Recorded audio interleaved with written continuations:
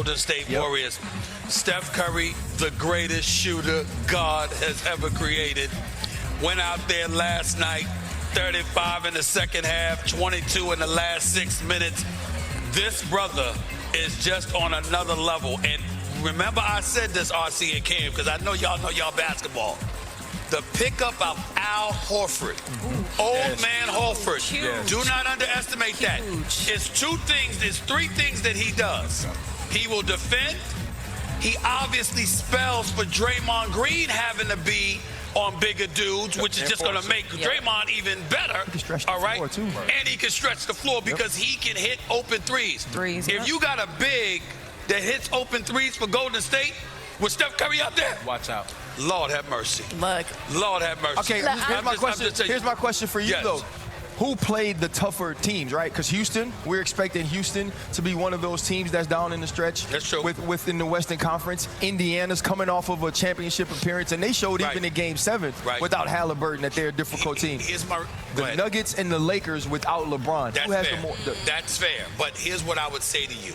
That doesn't apply to shooters. Okay. Remember I said that. When you can shoot the basket, when you can pull up from 30, it don't matter who it is. Okay. It don't matter who it is. Now, if you drop stepping, dunking on people, you get to the hole, there's no resistance in the lane and stuff. That's different. But when you burying threes, that don't matter. The competition don't matter then. Stephen A., I think this is an encore for SGA, though. I still think people are trying to figure out, okay, is he that dude? And we watched him. We thought he could have won it 2 years ago. You won MVP, Finals MVP, the whole thing last year. I don't think that's the case. This year. I think they know. I think everybody knows. I think they won around everybody else. Ain't nobody won around Shea Butter. Shea Butter's that dude. And nobody questioning that no more. Nobody. There comes a moment in time in every athlete's career or their journey where the light clicks or the light just switches on. SGA had that moment, and what we're seeing out of him now, it's happening. Yes. Right? And the awakening of, I know I'm good. Now it's time to dominate and cement or start to structure my legacy now. Let me say this to you. There's two things in life, in basketball rather, that would be unfair.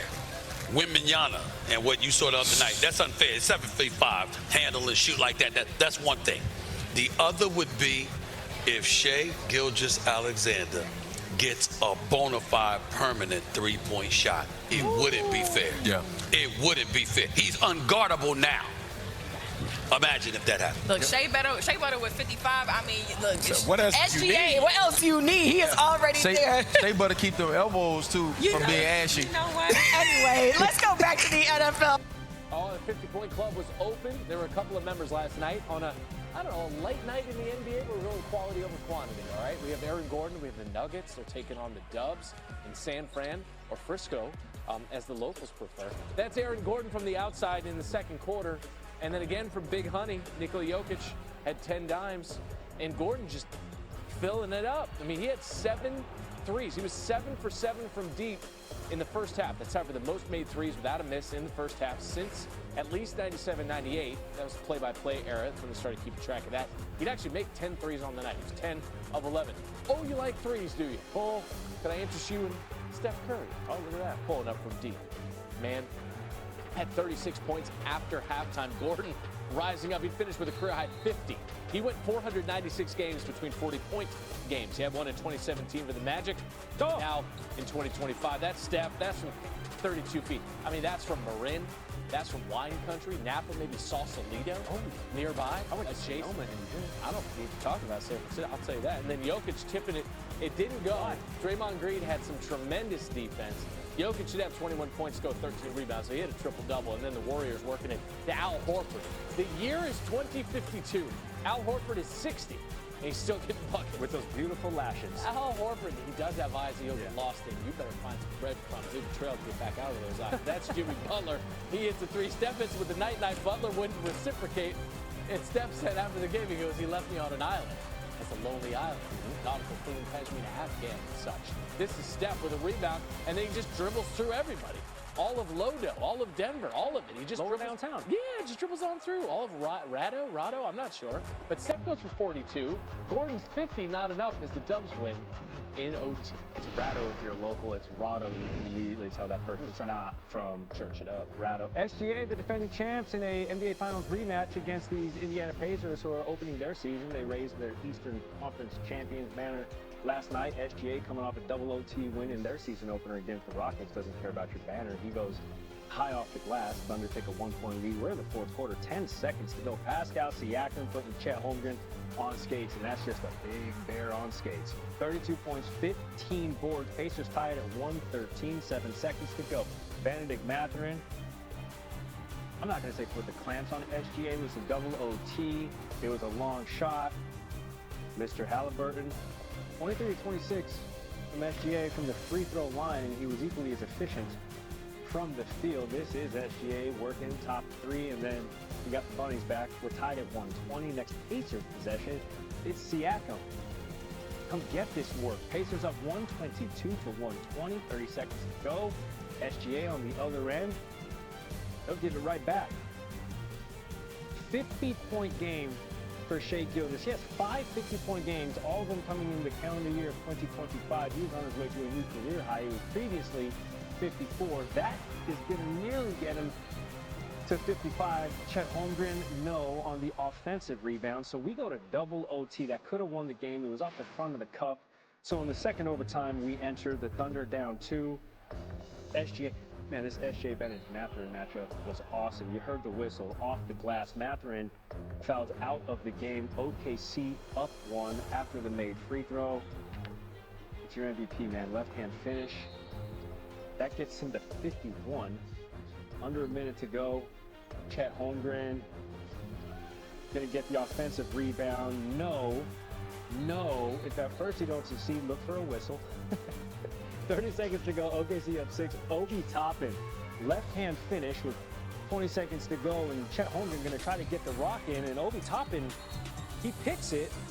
But the refs blew the ball dead because Oklahoma City called a timeout. You know who doesn't like it? Rick Carlisle. What did he say right there, Randy? Something that we can't say it. SGA, new career high 55 as the Thunder get back-to-back double OT wins, 141-135. So Shai Gilgeous putting the league on notice. 90 points so far this season with his career high 55 on Thursday.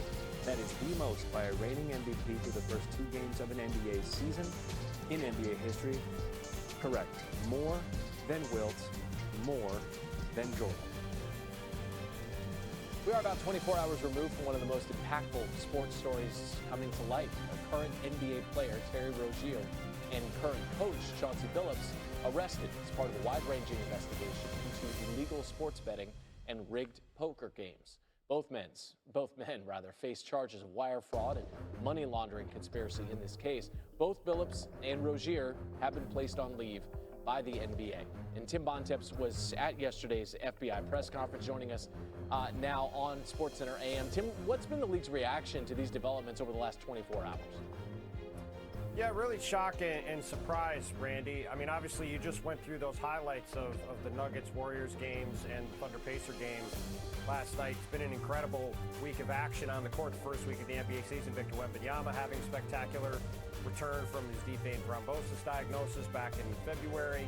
You had the Thunder Rockets game on Tuesday. So there's all this excitement about the start of the season. And yesterday morning, everybody wakes up to this stunning revelation that not only is Terry Rozier somebody who has been, implicated in potential improper betting a couple of years ago. That story was maybe not as big of a surprise. But Chauncey Billups, as you see here, being involved in any of this stuff certainly was a surprise to people around the league and not something anybody saw coming. And just have this story drop right now with the way the league has gotten off to this start, obviously with the focus on the start of the season, the fact that the NBA is now having to react to this, have to take another hard look at the idea of, is there a need to have more stringent reporting on injuries to avoid having this gray area that has existed for a long time where a lot of people within teams are aware of when guys are going to play or not for several hours during the day. That's something to watch going forward, but certainly a lot of reverberations and questions going forward in